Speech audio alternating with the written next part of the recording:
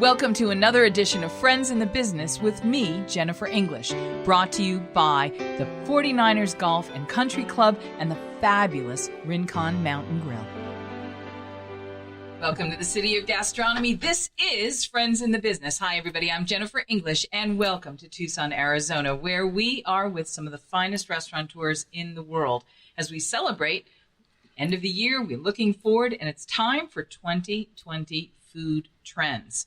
In the studio with me today, I'm going to have two of my all-time favorites. We looked at the global food trends in the hospitality industry. And from a B2B standpoint, well, you got to remember, each and every week, we invite our friends in the business. You know how good it is to have friends in the business? You know, the kind of people who are insiders. They've got all the information about how to get the best deals on a car. If you want to get the best information about, you know, which washing machine or you go to people who know. You go to the experts. If you're traveling to a city and you want to know the best restaurants to go to, you reach out to friends who've been there and know, or you look at the guidebooks. We rely on our friends to tell us the things that give us that insider's best track to getting the absolute best. So here's what we're going to do today. We're going to talk about where we think the world is going. We're looking in our crystal ball.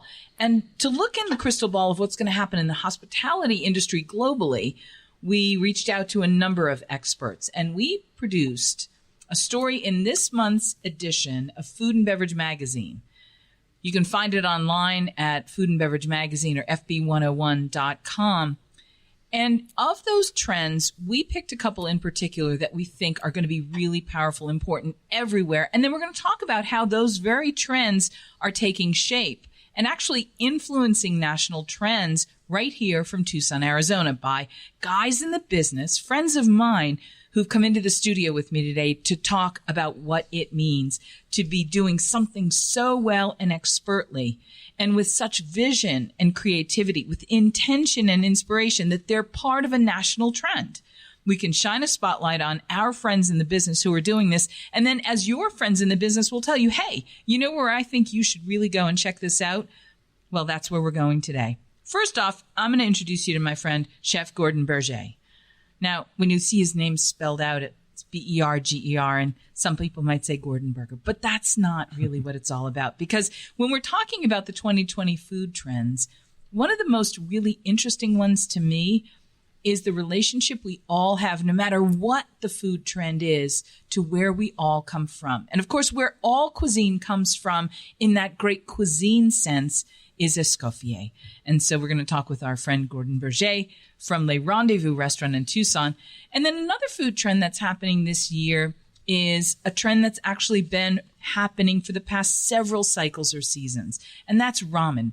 Everyone has discovered the joy and pleasure of ramen. It was really incredibly highlighted, maybe reinvented by David Chang, the James Beard renowned chef and creator of Momofuku in New York. You know, a lot of us grew up with the idea of ramen being those packaged 8 for $1 fried noodles that you would add hot boiling water to, let sit for a minute or two, and then you'd have a meal.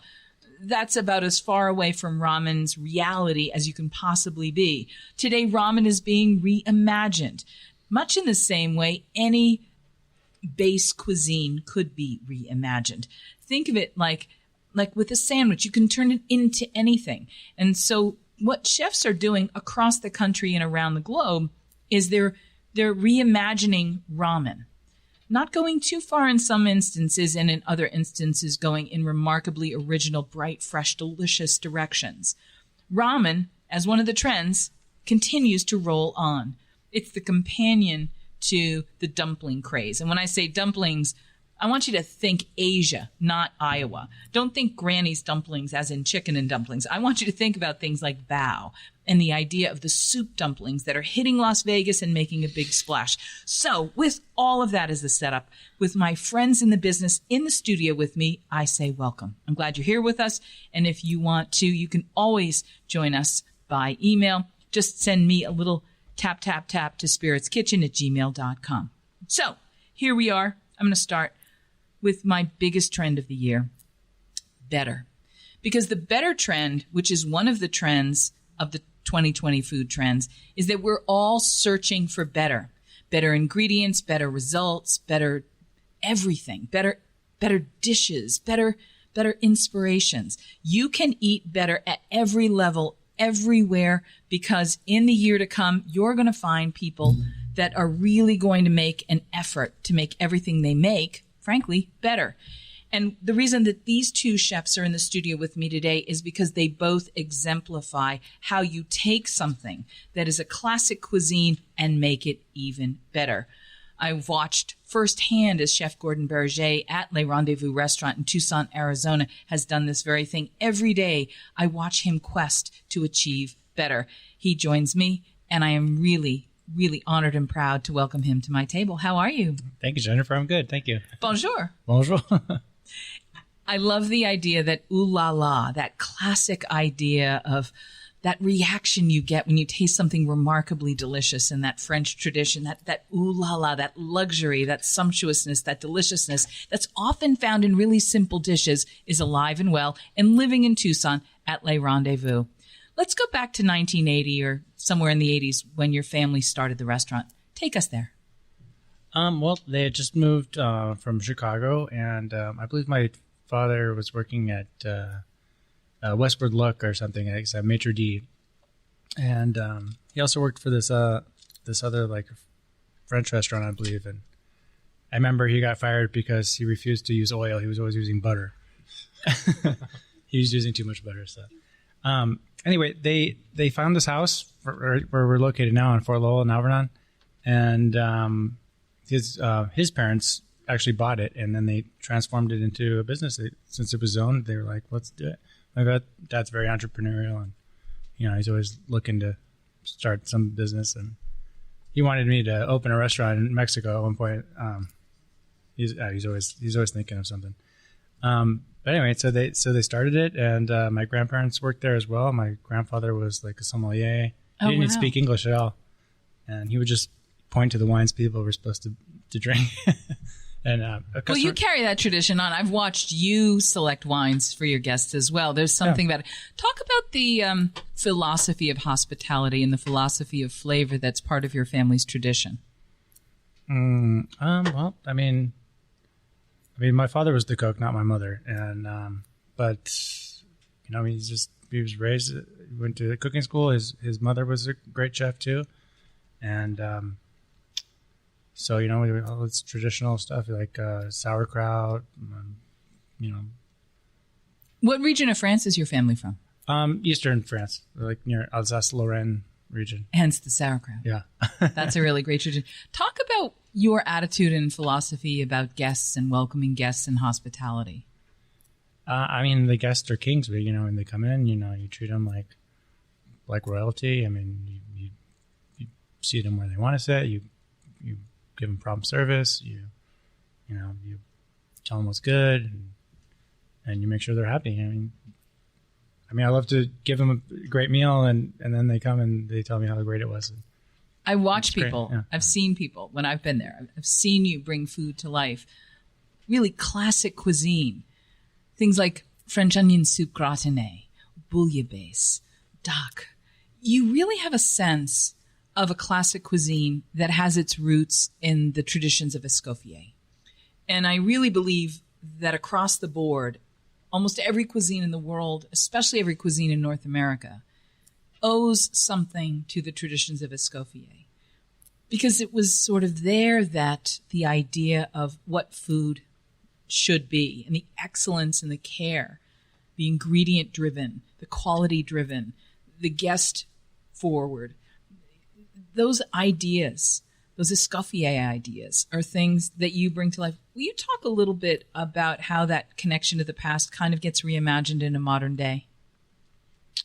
Well, when you study like French cooking, you see the sauces are called like the mother sauces.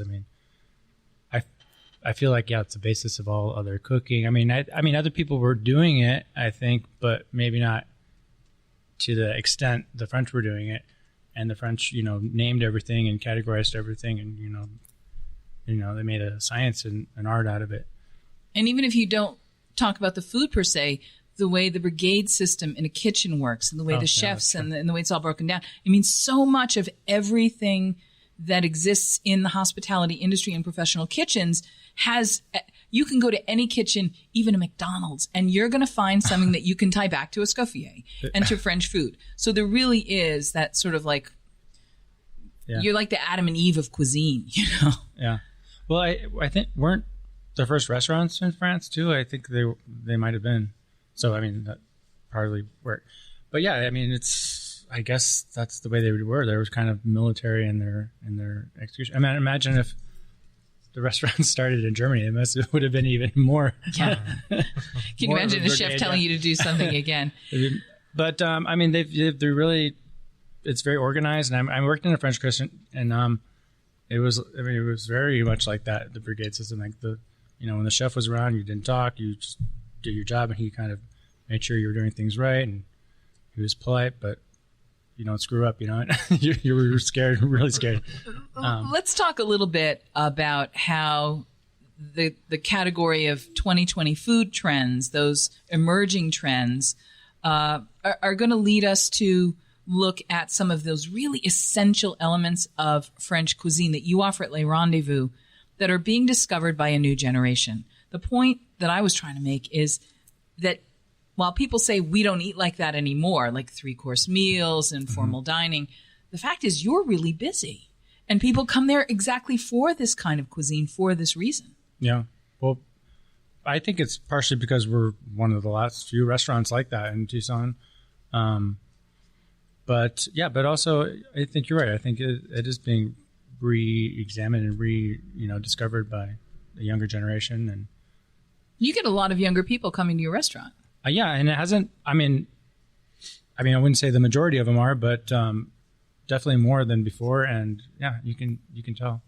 And do you think that's something we can attribute to things like Food Network, or maybe, are these just a generation of millennials-driven generation of food lovers and foodies? I think so. I mean, we get students from overseas that are here, and they come to the restaurant, and you ask them what they'd like from the menu, and they show you a picture on their phone.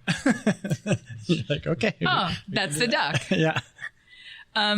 Let's talk about the other trend of better, because we're going to incorporate Chef Roberto Ortiz from the Yoshimatsu restaurant, who's going to be joining us, and we're going to sort of expand our horizon in this category. Chef Roberto Ortiz from Yoshimatsu, welcome to the table. Thanks. Thank you so much. Thanks for having being me here. Both of you, all three of you. And you brought your sous chef with you, which I did. I'm very happy you did. I work, as a chef, we work a lot of hours, so today's my only day off. So I brought little man with me. That's awesome. I'm glad he's here. Gabriel. Thank you for introducing him. Hey, listen, I want to ask you and both Gordon this question about better. And before we start talking about Yoshimatsu, which is really perennially chosen as the best Japanese restaurant. Yeah, we were voted in Tucson Weekly. Again, 2019, Yes. 2018, go back. Yes. The quality's there. I love Yoshi as I love she's the whole thing. But I want to talk about better, because I see it in everything that I watch both of you do. And I watch you closely because I really adore both of your places, and I respect you both as professionals. And thank you for that. I want to talk to you. How are you seeing the expectation of guests drive you in that quest for better, or is that just something you do as a chef naturally, and it just happens to dovetail with the fact that people everywhere seem to be stepping up their game? Well, I don't know. It's a little different for me. I mean, he's coming from a family restaurant. He's coming from a family restaurant, so he has to maintain it and elevate it even more than what his father did. And the same thing with me. She's been in business for 17 years, so I'm basically trying to keep it at the same level and just introduce new things, make it better. And I think people they expect more because food is so much more out there. Food Network, you got foodies, you got everybody who tastes a little food automatically, I wouldn't say becomes a chef, but they, I hear a lot of people at the restaurant, they're eating and they're like, oh, there's some spice in this, and I wonder what it is, Yeah. And then I hear them and I go, oh, that's the ginger in there or something like that. And they're like, oh, okay. Then they always ask you questions, how you cook it and all that stuff. So, but I've always worked hard, and I've only been in the business 6 years, and I think I've got to a place where most people it takes more than 10 years to get And I think it's just because I work hard, I listen, I absorb everything from a chef that knows more than me. So your whole career is a quest for better. Yeah, because it's actually the first time in my life that I've done something that I love, and I actually know what it means to, when you go to work, it's not really going to work. And I love work, and I love dealing with the customers, making them happy, seeing them come in, seeing them take a picture of the food, and they're like, oh, this is amazing. What is this? What did you put in it? How did you cook it? And then, you talk to them, because I'm very much, as you've been to the restaurant as well, very much into hospitality. I feel like restaurants are losing that. It's more like you come in and then you eat and you're like, this is delicious. Like every night I walk the tables, I cook as well. I run the restaurant. I still cook. I do sushi. I try to do everything so my face is always seen. So they like, okay, this person's always here. Because a lot of times you can go to a restaurant and eat a dish and then the next day eat the same dish and it's different. You're like, oh, that's a different chef today. You know what I mean? Because consistency is also very important in the business, correct? Yeah. Well, and that's part of the thing. I strive for that, but yeah, it's very hard. It's hard. Right? It's very, very hard. Gordon, how do you respond to this idea of better? Is it just something that you naturally quest for, or are you driven by the fact that you're getting more sophisticated customers that were educated and inspired by Food Network? People are taking pictures of your food with their phone. They're posting pictures. How does all that factor into your quest for better? Well, I mean, I'm always I don't know how to say it. Like, I feel like my cuisine is I don't want to be like presumptuous to say is the best, but I mean, I want it to be like the best and I want to maintain it to be the best. So I've always got to strive to do it the best. So I can't sit on my laurels and just because it was great yesterday doesn't mean it's going to be great tomorrow. So you got to come in and work even harder than the day before. And there are things like that you do particularly brilliantly well. You have a vichyssoise on your menu that is one of the best I've ever had. You have a French onion soup gratinée on the menu, one of the best. It's the best in town, I will say that. Simple things that when you taste them are so expertly prepared that they are they're the essence of what that dish is supposed to be. You do that exceptionally well, and it's consistent from day to day. So I'll report you're having on your report card, you get an A+ in that consistency realm. One of the things in that idea that I wanted to ask you about, in terms of the actual cuisine itself, things that are so irresistible that when you put a bite in your mouth, you are having a profound human reaction experience to how delicious it is. Talk to me about things like that demi-glacé that you put on the mini beef Wellington on your small plates menu. That small plates menu to me is one of those areas where you take the old and the new and you put them together. You take something as essential as beef Wellington, but you offer it on a small plate for under $10, and you offer it in the bistro versus the main dining room, and you offer it with some demi-glacé, which is one of those fantastic mother sauces that is rare to find, and you do it so well. Talk about why something like that can even exist today and how you came to create this small plates menu and what that actually represents. Well, the small plates menu was created to attract a newer crowd and younger crowd.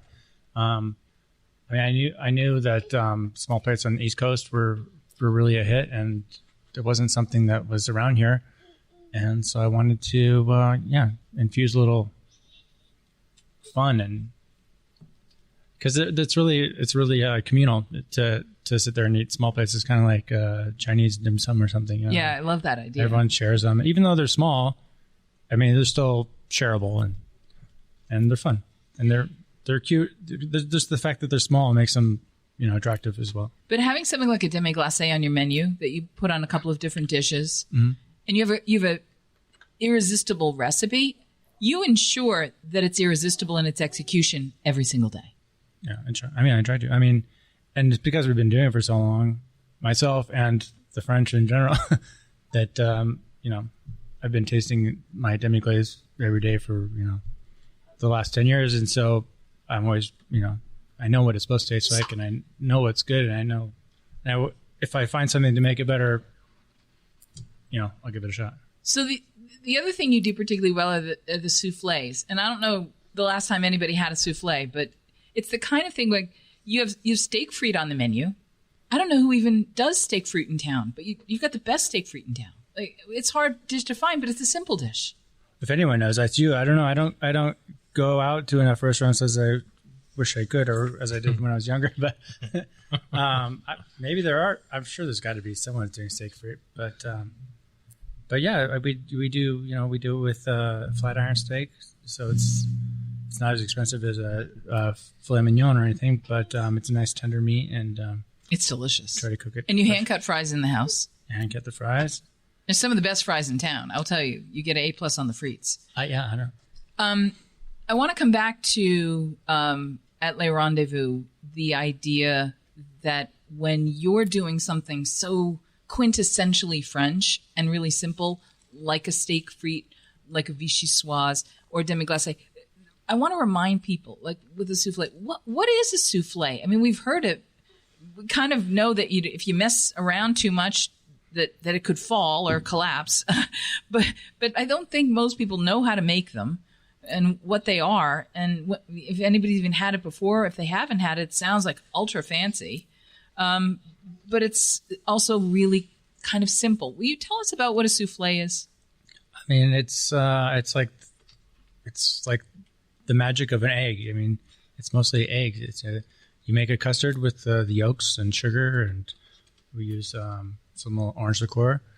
So we make a custard as the base, and then you whip the whites and make a meringue, and you fold the two together, and you line your ramekin with sugar and butter.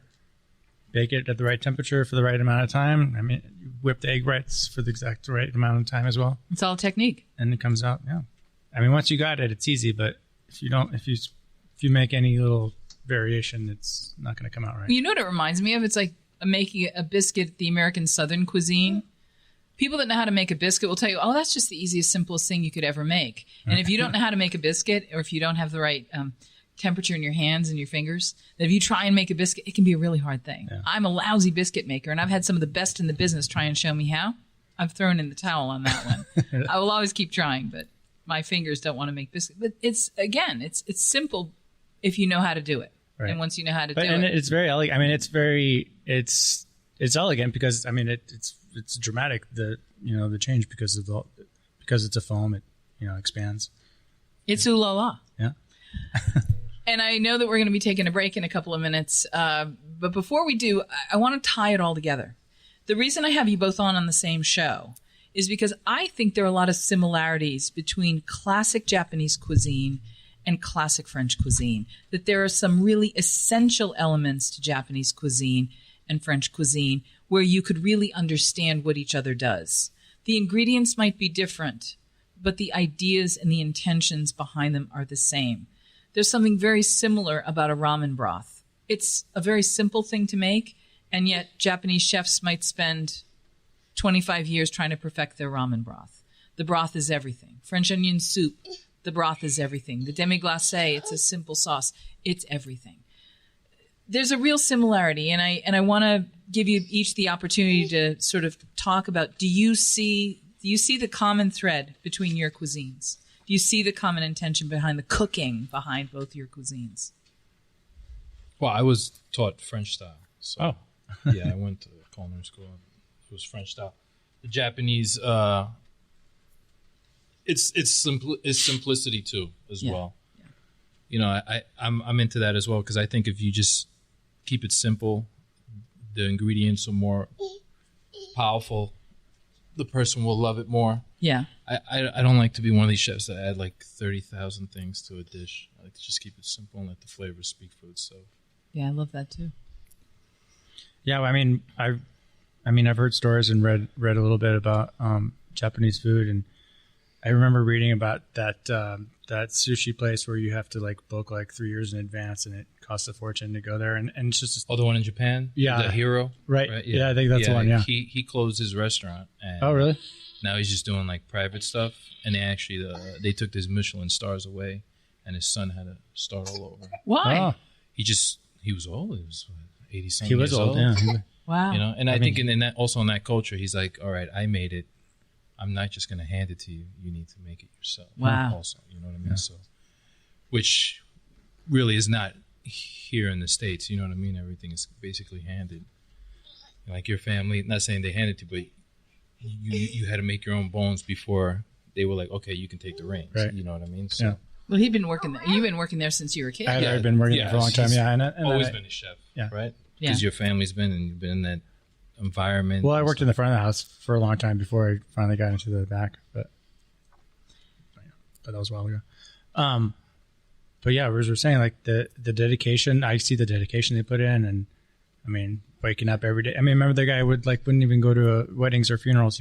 He'd always be at work. Or, yeah. I'm sure you're the same, right? I'm the same. I'm there, open to close almost every day. On my days off, if they call me, I'm with my family. I'll be back in 2 hours. You know what I mean? Because it's no one's gonna maintain it like you. Yeah. Right. You know what I mean? They may love their job, they may love cooking, but I think it's just something different. Like when I walk in there in the morning and everything's off and I turn everything on, I'm so happy. It's a weird feeling, you know what I mean? And then get the fire going, get the stock going, get everything going, and knowing I'm preparing myself for service. You know, even prepping is important. You know what I mean? Hey, let's talk a little bit about what it means to cook in Tucson. What it means? Like in terms of what? And by the way, I want to remind you, you are listening to Friends in the Business. I'm Jennifer English, your hostess, and I'm here at my table with three extraordinary friends. Chef Gordon Berger from Le Rendezvous Restaurant in Tucson, Arizona, where ooh la la, the essence of French cuisine is alive and well. And my good friend, Chef Roberto Ortiz from Yoshimatsu Restaurant and Maru Noodle Bar, talking about ramen noodles as ramen rolls on and the essentials of French cuisine are all part of our 2020 food trends. We'll be right back. I'm Sabrina Rigas from the Urban Grove in Tucson, Arizona. You are listening to Friends in the Business with my friend, Jennifer English. So we're back. I want to give Chef Roberto the chance. There's a lovely little piece of cake on that table that I was want to make sure that you could get. Gabriel, we are so happy to be here in the studio with Chef Gordon Berger from Le Rendezvous Restaurant in Tucson, Arizona, and Chef Roberto Ortiz from Yoshimatsu, talking about trends, 2020 food trends. Try saying that 3 times fast. In 2020, the kinds of things that we're going to see, taste, and experience together include an array of different food experiences and dining experiences. You're going to see things that we'll talk about a little later in the show, like pranic foods. Mexican cuisine is much more than a taco, focusing on the Sonoran and Oaxaca regions. But the 2 big trends we're focusing on with my guests in studio are ramen rolling on, because ramen has been a big thing for a long time, and the essentials of French cuisine are alive and well. Chef Roberto Ortiz from Yoshimatsu and Maru, the sister restaurant, the companion restaurant on the west side of town, the second restaurant in the Yoshimatsu family, specializes in ramen. You are the ramen king in town. Let's talk a little bit about ramen. Okay, what do you want to talk about? Tell me about how you're reimagining ramen. I wouldn't say reimagining it.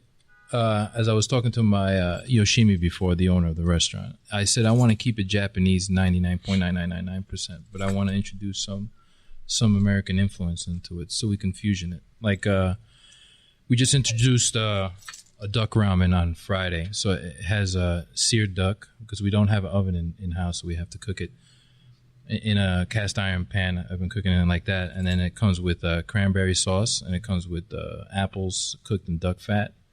And then it also has sauteed mushrooms. Everything's cooked separate and then put together as in French style. And then has the ramen shoyu base, and then we put the duck fat on top of it. And she had put it on Facebook on Friday, and there was already 42 likes and like 12 comments. And we went through 1 case of duck on Friday and Saturday. So I had to buy 2 more of the cases. So... And I want to say that last month you did Thanksgiving. Yeah, I did a turkey ramen with a deep fried tempura stuffing. It was like a tempura stuffing fritter. It was like a fritter. Yeah, I cooked it initially with the bones of the turkey, and then put the. It was sensational. Yeah, we're still eating it. It was pretty good. It was really, really delicious, Yeah. that sage stuffing. What's the key to ramen that you can use to explain why it continues to be one of the most influential hospitality industry food trends nationally and even here in Tucson? It's not like we have a giant Japanese community No, here. we don't. I mean, there's a ramen shop down the street, and there's one across the street, and I mean they're doing okay. They're proliferating, but we're busy every day. You know what I mean? And I think it's just because we're consistent in our food. You know, customers come in, they, you know, I know them by name. I give them hugs. You know, they come in for a whole different experience when they come there, and we all try to give it to them, from me to the server, to the other line cooks, and to the sushi chefs. You know. And tell us about Maru, the second restaurant. Yoshimatsu started on one side of Campbell Avenue, then they grew and they went across the street, and they grew, and then they went back across the street. And now in its third location, they've spun off to a second location after 15 years or so. What's the secret at Yoshimatsu? And tell us about how and what Maru is. Well, Maru is a sister restaurant of Yoshimatsu, but there they just do ramen. So essentially, Yoshimatsu is more of a fine dining, and Maru is more like we call like a turn and burn. So they come in, they eat the ramen quickly, and then they. And that sounds almost Japanese style, where it's like kind of no frills and all about what's in the bowl. Yeah, all it is just the ramens that they have. We have a couple of curry dishes. They have more curry dishes over there, and more ramen. But the ramens are different. I mean, we have some of the Tantan Man, which is the ground pork, very spicy ramen. We have in both places, but initially she's trying to keep that different, but the same. So we're going to say thank you so much for coming in. Okay, I appreciate it. And remind everybody where Yoshimatsu and Maru are located. Yoshimatsu is 2741 North Campbell Avenue. And Maru's on the west side of town. On the west side, off of Silverbell. Yeah, we'll get you that address. Thanks an awful lot, guys, for coming in. Okay. So, and we turn around back to my friend Gordon Berger from Le Rendezvous Restaurant. Now, when's the last time you had a bowl of ramen? Because you actually are a really interesting cat, because you are a vegetarian. Yeah. I didn't know if we were going to talk about that. Yeah. Well, I was gonna weave it in. See how I went to Japan, and I talked a little bit about that, and I'm trying to get back to that sort of like healthy. And one of the other trends is prana or pranic foods. And pranic foods are high energy foods that increase and enhance the vitality and the energy. Prana is life energy. And the life energy that we derive from the foods that we eat are the things that you focus on. And when you start really focusing on the energy of the food that you eat and the vitality of the cuisine, a lot of people have given up first they gave up sort of factory meat, food industry complex meat, and then they gave up even the organic, locally produced stuff. What was your journey to vegetarianism like? And is it energy based? Is it life and sort of? I mean, yeah, that's definitely one of the benefits I've seen. I mean, I feel healthier, but for me, it's like a consciousness for the earth. We're worried about the environment. Seeing the carbon footprint that goes into making all this meat, and it's just not sustainable. So, I'm doing my small part by not eating meat, but I mean, I still serve a lot of meat, and But you did it because it makes you feel better. Yeah, and your effort is to make, the world better, everything better. Mm-hmm. We're all paying attention to Mother Earth in different ways than we did before. Mm-hmm. When we talk about things that are simple things, there's something great about Japanese cuisine because many of the broths are not a meat-based broth. Yeah. Do you incorporate a lot of Japanese or Asian foods into your diet and your food planning personally, apart from the restaurant? No, I mean, I do love ramen. You mentioned it's been a while, but I do love it a lot. And, anything noodles, I love too. Like what is it called? The Japanese noodle dish. It's like yokisaba yokisaba. Yeah. As far as Asian food. Are you like a dumpling guy, or because dumplings oftentimes will have a little bit of meat? Ginger? Yeah. Yeah, I mean, I avoid meat, but I mean, I'll taste. I mean, I taste everything. If someone makes me a dish, I mean, I'll eat it no matter what. Okay, so let's talk about French cuisine. Where's French cuisine going, and where is Le Rendezvous going cuisine-wise with these essentials? Where are we all going in terms of fine dining? Is fine dining changing? Are you seeing it change? I mean, it's getting more scarce, definitely. So the ones that are here are appreciated. I think people are happy to still have something, but I think it is going away. Yeah. I mean, what can we do to preserve it? Come to Rendezvous. No, I mean, you laugh, but that's what I say too. If somebody were coming to Le Rendezvous for the first time, because I should disclose that I've been a customer for a long time. I went there at least twice a year with my very dear friend Ellen Burke Van Slyke, and listeners will remember that Ellen Burke Van Slyke was the director of food and beverage for Lowe's Hotels. She was also the owner at one point of a restaurant that was beloved in Tucson called Bocata.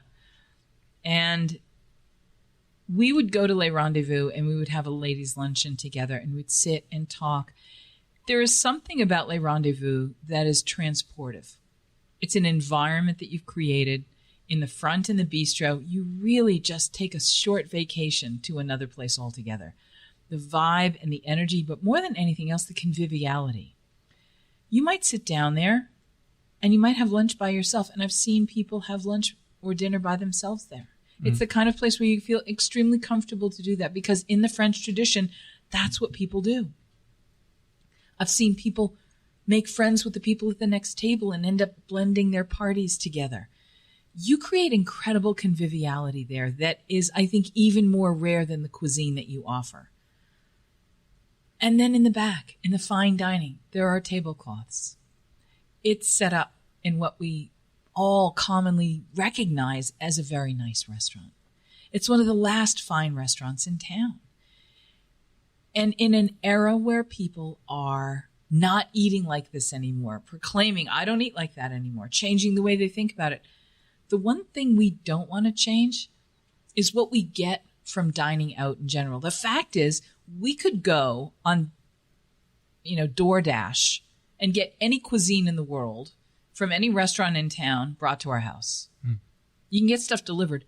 Why do we still go out? And when we go out, why do we go to places like Le Rendezvous? Because they offer us something special. How do you answer somebody that says, I can get anything delivered? Why would I want to go out? People go out because, they want to see other people. They want to be seen. They want to experience the pleasure of eating the food and that atmosphere that the restaurateur has created for them. I mean, it's like all about context. So you kind of surround yourself with all the things that are going to embellish the food even more. And conviviality matters. Yeah, absolutely. And you do a brilliant job of creating conviviality at Le Rendezvous. Thank you. Listen, I want to say thank you for coming and being with us today. I know you've got to get back because I know today's your day off and you've got to go pick up all your proteins and goodies and stuff. But I wanted to thank you for coming and talking about trends. And before I let you go, I wanted to ask you, because you grew up in the business and you have your own crystal ball about where things go next. What does your crystal ball tell you about the food trends for 2020? What do you see in your crystal ball? What do you predict? That's a good question. Because you get all your sales reps coming in, you see things being brought to you. Yeah, well, more the wine reps. I see a lot more wine reps than I do food reps. But as far as food, I mean, it's hard because in Tucson you don't get as much as the produce and stuff that you see like on all these food channels and like all the nice restaurants, East Coast and West Coast, like New York. But I think all that stuff kind of slowly makes itself more available to us, and so we should be looking forward to some of those items like the ramps and the fiddleheads and all that stuff. So my last question to you, as my friend in the business, as our friend in the French cuisine business in Tucson, Arizona, teach us how to get the best experience. What are your tips for having the best experience at Le Rendezvous? How do we come in and take advantage of everything you have to offer to have the ultimate ooh la la? What's your advice? I mean, come with someone you love, that you want to have a great conversation with, and take your time and start small with the small plates and then absolutely end with the dessert like the souffle. You don't have to get a 4-course meal or anything, but just take your time and enjoy it. Gordon Berger from Le Rendezvous. Tell everybody where you're located and where your website is and where you are on Facebook so that they can make reservations, because like all great classic French restaurant aspects, reservations are recommended. Yeah, definitely. Well, let's see. We're located on Fort Lowell and Alvernon. It's 3844 East Fort Lowell. And our website is rendezvoustucson.com. And Le Rendezvous Facebook, yeah.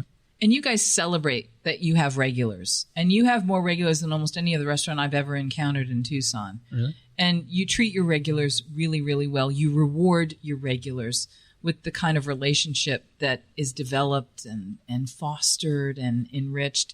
And I want to compliment you for that. I also want to talk about the fact that when people come and celebrate an anniversary or birthday, you send a creme brulee with a little birthday candle. You want people to tell you about the special occasions they're coming to celebrate. Talk a little bit about how in this era when we've gotten less and less training to do this with the restaurants we go to, how you can remind us not to feel shy or uncomfortable about asking. Not even asking. We're not asking for anything when we call you. It's like you want to know that we're having a special occasion because you want to do things for us. Yeah, I want to celebrate with you. I want to make it special.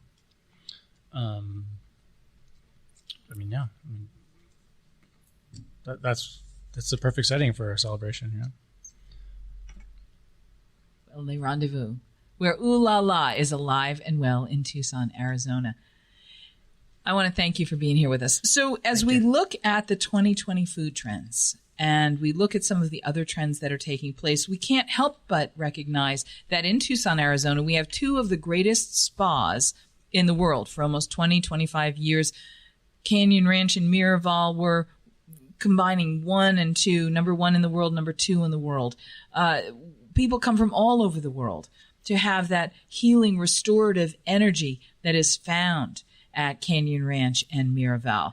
And the things that they do cuisine-wise, historically, when you said spa food, you imagined, foregoing a glass of wine and sitting and maybe getting a plate of carrot sticks or having some other kind of spa food, meaning you were trying to diet or you're trying to lose weight. Spa food has become its own category of wonderful cuisine in its own right, thanks to some of the chefs at our favorite places. Canyon Ranch has at the helm these days Chef Russell Michel, himself a longtime veteran of the cuisine scene in Tucson, Arizona, where he was one of the executives at the La Paloma Golf and Country Club, La Paloma Resort. And what's happening at Canyon Ranch that's really interesting and nationally trend driving is the kind of cuisine, yes, better is one of the trends that he is absolutely taking to the next level. He's reimagined the menus, and locals can go for a spa day at a locals rate that includes a luncheon. And if you want to have some of the kind of world-class food that people from all over the world come to Tucson to experience, go to Canyon Ranch, go for a day, and experience the spa cuisine of Chef Russell Michel. But even more than that, it also leads into the next category and was kind of the lead category of food trends that we wrote about this year. And that's prana. And the idea of prana or pranic, P-R-A-N-A or P-R-A-N-I-C. Prana and pranic foods are foods that enhance the energy and vitality or the life force. If you think about it, we are, as human beings, compilations of everything we've ever eaten, right? Everything we've ever sipped, everything we've ever consumed. And when you are conscientious about the kinds of things that you put into your body, it's because that's what you're choosing to make your body out of.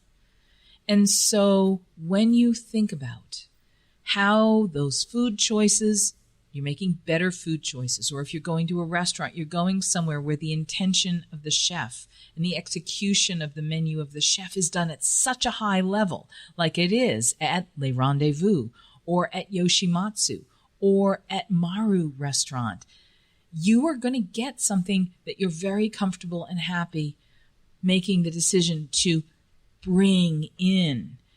It gives you your energy. It gives you your vitality.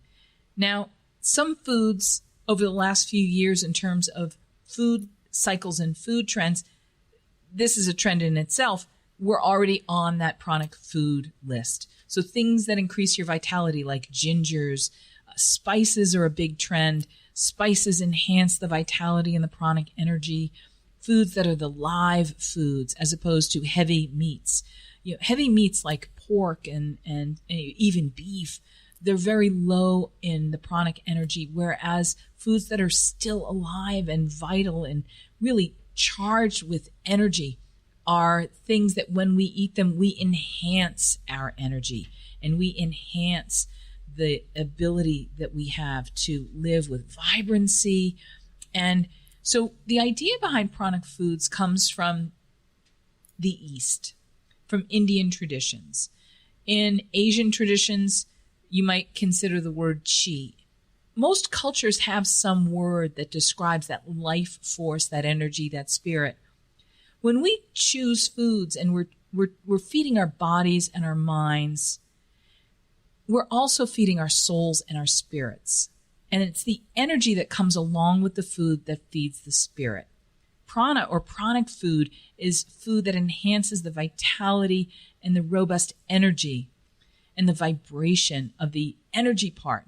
So when you watch Food Network and you see a chef like Emeril Lagasse talking about putting love in food and enhancing the food with his intention, I want you to imagine that all the energy you have every time you cook for yourself or your family is coming through you into the food as you transform the ingredients into a dish, or you transform them from uncooked to cooked, or from one to many.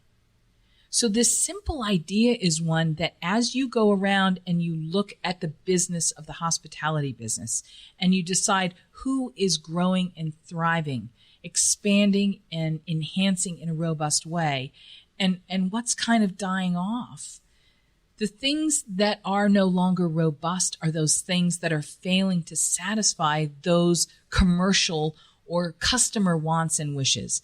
And when we say commercial, it kind of almost seems like it goes against the idea of a pranic food or an energy food. But the reality is there's a way we all live in a sustainable way. So the other aspect of this that's really important is the sustainability of it.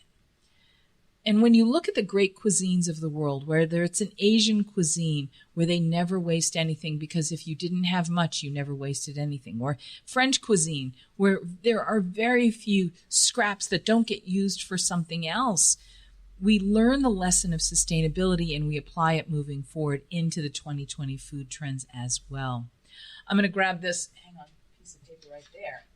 And I'm going to suggest that as we're looking at Food and Beverage Magazine for the December issue, and we're looking at our food trends, I want to also talk about something that is another really essential element of cuisine, and that's the idea of fire. More and more, you will look at cooking shows and how they're deriving their inspiration from what people want. Barbecue is a big thing. Places like Ken's Hardwood Barbecue in Tucson, Arizona, Tito and Pep with Chef John Martinez. These are guys that actually cook with fire. And why is fire important? Well, for a long time, kitchens got really sanitized. And if you went back to the kitchens of Escoffier and that time, and then you went forward as modernity and in sort of invention and technology happened in kitchens, and you think of things like sous vide, And sous vide, which was popular maybe 5 or 6 years ago, and you still see it happening. But the idea of sous vide is sort of the antithesis of the current food trend of fire. Fire is such a basic element, and a lot has been written about the pure essential quality of fire in the process of cooking. And it kind of is differentiated for us from one of those ideas that animals don't cook their food. We are the top of the food chain in part because we cook our food. It's just one of the many things, right? So think of this. If we are using fire to transform our food, think about how delicious something looks as it's braised over some coals with that gorgeous melting fat rendering out, or if it's doing something crisping, or if it's really primal. You get these flavors and tastes that don't come from any other source. That's going to be a really big thing in the next year. We here in Tucson, Arizona, are in the heart of the Sonoran region. Our friends at Visit Tucson, Vamos a Tucson, visit tucson.com.org, they'll tell you that the world is paying attention to the fact that we are a city of gastronomy. So as a city of gastronomy, what that means is the world is paying attention to what we have here, because for 4,000 years we've been cultivating food in this region, growing food, making food. And if growing food and making food, it meant sharing food. It meant that we were not only cultivating the ingredients that became cuisine, but we were cultivating conviviality, hospitality, welcoming our friends, welcoming our neighbors, welcoming strangers, sharing what we had, bringing the core and essence of what it meant to be human, and sharing the life experience through food with other people. So in this region, this Sonoran region, there was no border long ago. 4,000 years ago, it wasn't a border. So going all the way down into Sonora, to the coast, to the ocean, to the city of Hermosillo, into the hills where there is so much rich and robust produce, and on up through the Tucson area and the greater Tucson area, we've got incredible food here. The world is taking notice, and over the next year, I think you're going to see a lot more of very regional-centric Mexican cuisine. We've been in love with the taco for the last 5 years, and it's gone everywhere. But we're going to get more specific, and in 2 regions in particular where I think we're going to see a lot of this is in the Sonoran region and in the region of Oaxaca. And what those things will be are beyond the taco sauce. Chefs like Tucson's own Chef Maria Maison from Boca Tacos, located on historic 4th Avenue, well, she paints with a palette of flavors. As she said many, many times, anybody can make a taco, but it's the salsas that you dress the taco with that really transform them and elevate them. She is a practitioner of the fine art of tacos. And while she paints with a palette of flavors, if you are coming to town, she is one of the chefs I will urge you to go visit to really get a sense and flavor of this place and this region. And if you are from here and you haven't been down to historic 4th Avenue in a long time, and you haven't tried Boca Tacos, I urge you to try them because it's utterly brilliant. It's truly the fine art of tacos. And then there's Chef David Solorzano.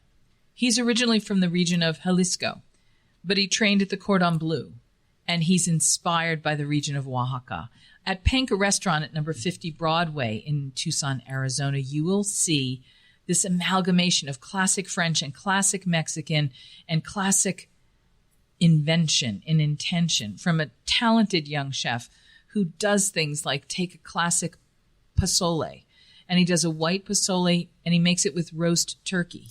Chefs are imagining and reimagining, redesigning and recreating classic dishes like Chef Roberto Ortiz with his turkey ramen, and Chef David Solorzano at Penca with turkey as the core ingredient in his pozole. These are ideas that are coming from Tucson, Arizona that really speak to national food trends. You want to know why we're the city of gastronomy?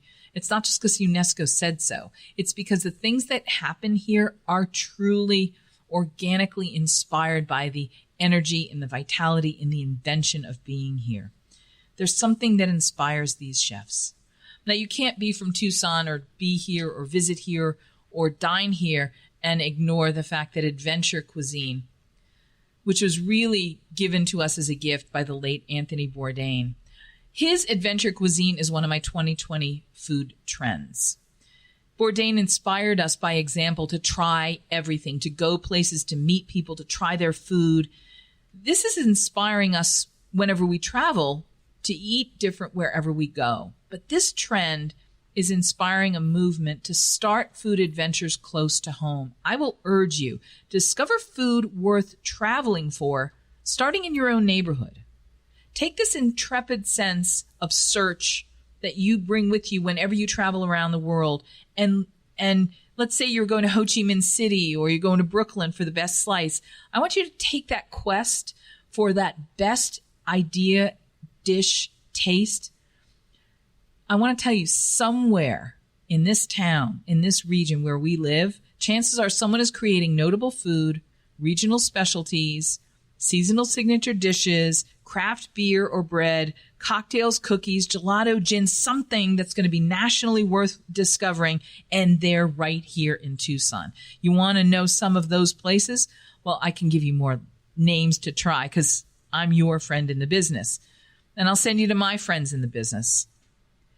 Two other things I really want to squeeze in before we're done. Of course, fermentation in all its forms is an ancient way of keeping foods. Kombuchas like Wild Tonic Kombucha, but it's crossing over and hitting lots of categories. And you can find lots of really great fermentation examples all over town here in Tucson, Arizona. Luxury foods in the form of snack foods are coming on strong. And believe it or not, classic beans. When you think of Tucson, Arizona, yes, beans are a staple. But when we talk about heirloom beans, the kind of beans like the tepary beans we've been growing here for millennia, heirloom beans are finding their way back in as protein source as more and more people are choosing chronic foods and high energy, energy-rich foods, meat-free, lesser meat, maybe meat-free altogether diet plans and food life. So when we talk about these heirloom beans, there are really, I'm a native Bostonian, so those native Boston baked beans and their sweet, rich, savory satisfaction with spices and molasses. But they were always an expression of Yankee frugality. Well, do yourself a favor and seek out some of the best heirloom beans at the farmers markets like 5 Points Farmers Market and the Rito Farmers Market. I think we're winding down. We've got couple seconds. Listen, with less than a minute to go, I want to encourage you all. You can find me on Facebook, Jennifer English, and you can email me at spiritskitchen@gmail.com. We had Chef bring his little boy here today with us, and that to me was the greatest gift because we are the custodians, the stewards of the future of food. When we talk about the future of food and we talk about trends, the most important future trend is the trend of sharing meals with your children. The most important trend this year, eat dinner with your kids. More good can happen from that than anything else. And when you get home tonight, I want you to do me this favor. Hug your kids and count your blessings. Thanks for listening. Cheers.